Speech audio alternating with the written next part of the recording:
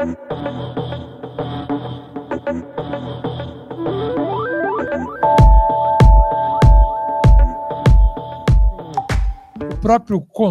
própria palavra golpe é parte da disputa e da luta, né? Eles não aceitam a caracterização do processo em curso como golpe. O rito está sendo cumprido assim como foi cumprido em 64. O Congresso se reuniu em 64 com o beneplácito do Supremo para dizer que o presidente Goulart estava fora do Brasil e, portanto, o cargo estava vago e não estava, né? Então, o cumprimento do rito não garante a lisura do processo e não anula a ruptura democrática em curso. Então, de fato, é um golpe. Mas é um golpe também no sentido de uma artimanha, né? A própria acusação é uma artimanha, né? Quer dizer, usar a acusação das pedaladas fiscais para caçar um mandato conferido pela soberania popular é um golpe no princípio basilar da democracia, que é a soberania popular, que compete ao povo eleger os seus governantes. A interrupção de um mandato conferido pelo povo só pode ser usada em último caso, um último recurso, diante de grave ameaça à democracia ou à própria institucionalidade do Estado Nacional, né? Eu acho que parte do nosso sucesso, que é uma disputa contra-hegemônica, se relaciona com o fato de que a bandeira principal usada para atacar e derrotar o campo socialista era a bandeira da democracia contra o totalitarismo, né? Que aqueles regimes eram regimes totalitários. No entanto, na América Latina, essa bandeira contra o totalitarismo conviveu com uma política externa dos Estados Unidos que plantou uma safra de regimes militares. Então, e a esquerda latino-americana e brasileira, ela se constituiu e se fortaleceu como pilar da resistência democrática. A esquerda continuou na ofensiva, na resistência ao neoliberalismo, com a legitimidade da resistência democrática. Isso é uma marca nossa. É porque é o seguinte, 89, você lembra assim, o campo socialista está desmantelando, né? Era o pessoal derrubando estátua, queimando bandeira vermelha. Foi um desmantelamento. E nós na ofensiva aqui no Brasil e na América Latina. Mas com uma particularidade. É que o nosso triunfo dependeu muito da liderança carismática de referências que disputaram regimes presidencialistas, né?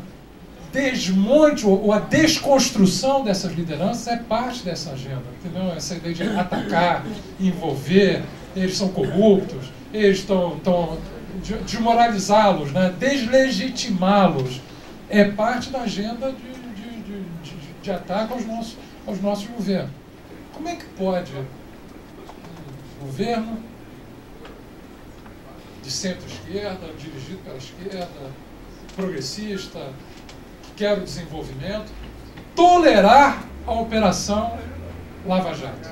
E se vamos olhar, está dando autonomia para investir, está dando autonomia para uma força armada do Estado violar direitos e garantias individuais em torno de um objetivo que é contra o nosso projeto, que é de desconstrução do nosso projeto. Então, o que vem caracterizando a transição na ordem mundial e a evolução do sistema internacional é uma erosão do poder relativo das potências capitalistas centrais e a ascensão de novos polos mais dinâmicos na antiga periferia do sistema. Quer dizer, não é...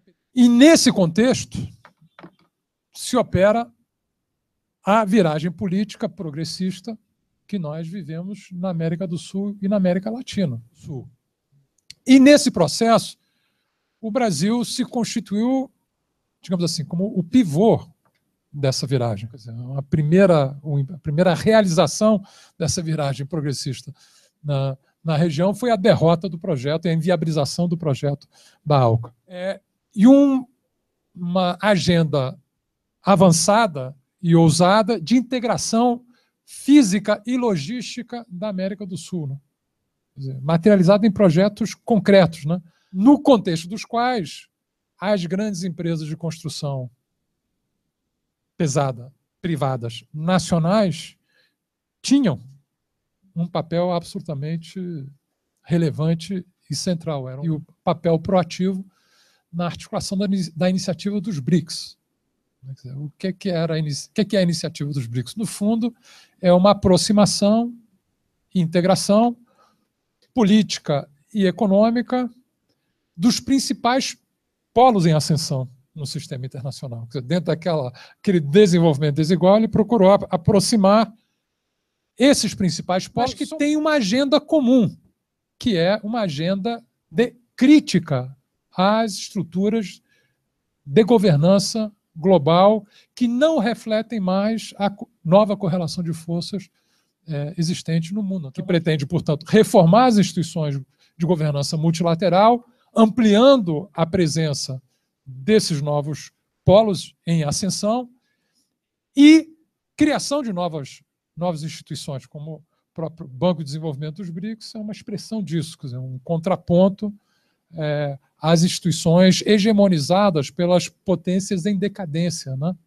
E que têm se revelado incapazes de confrontar e enfrentar os problemas principais que afligem o mundo e a própria crise econômica mundial nesse século XXI.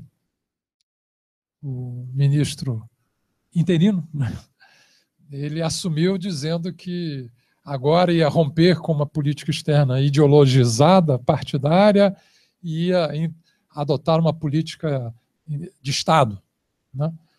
Isso, na verdade, é parte do golpe discursivo, né, digamos assim, né? Porque o que está em discussão é justamente visões diferentes do interesse nacional. É isso que está em discussão. O conteúdo de fundo é que a orientação predominante no governo anterior era de que o Brasil só poderia se inserir adequadamente no mundo a partir de uma opção preferencial pelos seus parceiros tradicionais, quer dizer, os polos tradicionais de poder do sistema.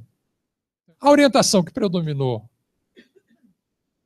no governo Lula e no governo Dilma identificou o interesse nacional com a diversificação das relações econômicas e políticas do Brasil, entendendo que isso reflete da melhor maneira o interesse nacional e a busca pela autonomia nacional numa ordem mundial que está em transição. Está em transição pelo enfraquecimento das antigas potências centrais. Para que o Brasil vai ter como prioridade na sua política externa se subordinar à agenda dessas potências centrais? No âmbito da política de defesa, houve uma evolução correlata e articulada com essa visão estratégica de inserção internacional do Brasil. Em primeiro lugar, é uma estratégia de defesa orientada pelo princípio da dissuasão.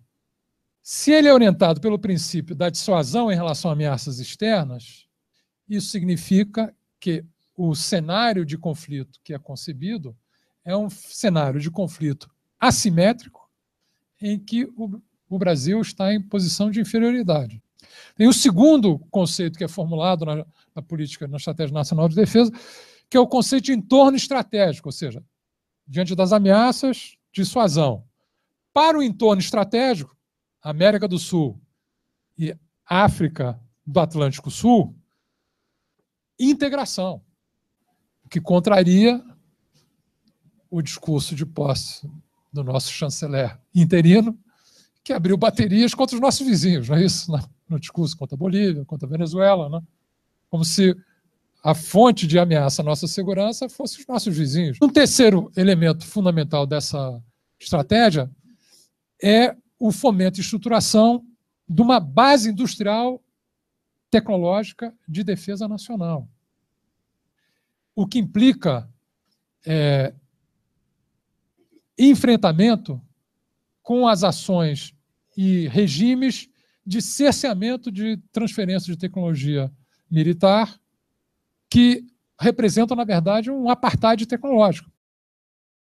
A política de defesa dos Estados Unidos, recente, aprovada em 2015, ela identifica como principais ameaças aos interesses de segurança dos Estados Unidos estados revisionistas. O que são estados revisionistas? Estados que criticam a configuração existente da governança mundial. Em segundo lugar, o que eles chamam aqui de organizações extremistas violentas, né? Quer dizer, aí entra Estado Islâmico, Al-Qaeda, né? A reação à perda relativa de poder, que é reconhecida por eles, no próprio documento de defesa, de reconhece, é um endurecimento. Quer dizer, é um recurso crescente a ações de força unilaterais. Então, no caso da América Latina, o que nós estamos vivendo nesse período mais recente é uma ofensiva, para usar o termo aqui da mesa, de desestabilização desse ciclo progressista que nós vivemos. O precedente inicial foi a deposição do governo de Honduras e do Paraguai. Foram uma espécie de balões de ensaio. O do Paraguai é até mais semelhante com o nosso aqui, porque foi uma decisão congressual, né? Com um componente que é comum a todas essas experiências, que é uma forte instrumentalização da bandeira da corrupção econômica e ou moral para deslegitimar lideranças que representam esse ciclo. Quais são os alvos da Lava Jato? Os alvos da Lava Jato são empresas estatais que foram estruturantes do ciclo de desenvolvimento ou do projeto de desenvolvimento em construção nesse período, e as empresas de engenharia nacional, as empresas de construção nacional. Elas são um fator central do projeto de desenvolvimento do país e de integração regional e de projeção da liderança do Brasil no mundo. Então, esse alvo da Lava Jato, ele não é gratuito, né? Essa palavra. Porque não se trata apenas da desestabilização do governo. Essa é a minha leitura. Trata-se da desestabilização do projeto. Qual é o envolvimento explícito, direto, do sistema de poder do imperialismo nessas ações de desestabilização? Como só ia acontecer, muito nós só vamos saber depois, né? Depois é que as coisas se revelam em toda a sua profundidade e com todos os seus detalhes, né? Mas de imediato se sabe isso. O que é que nós já sabemos? Serviços de espionagem da NSA, que havia uma atenção especial dirigida para a Petrobras e áreas do governo brasileiro. Isso é fato. No âmbito da guerra global contra o terror, foi promovida uma cooperação crescente e aproximação do Ministério Público e forças atuantes da Polícia Federal, do Ministério da Justiça do Brasil, com o FBI e com agências de informação dos Estados Unidos. Isso não é ilação, teoria da conspiração, isso é fato. O objetivo qual era? O objetivo era identificar e minar sistemas de lavagem de dinheiro associados ao financiamento de grupos terroristas. Mas o fato é que, nessa cooperação, a parte brasileira pediu auxílio e treinamento para usar os mesmos mecanismos de sistema de informação nas suas investigações sobre a corrupção. Isso é fato.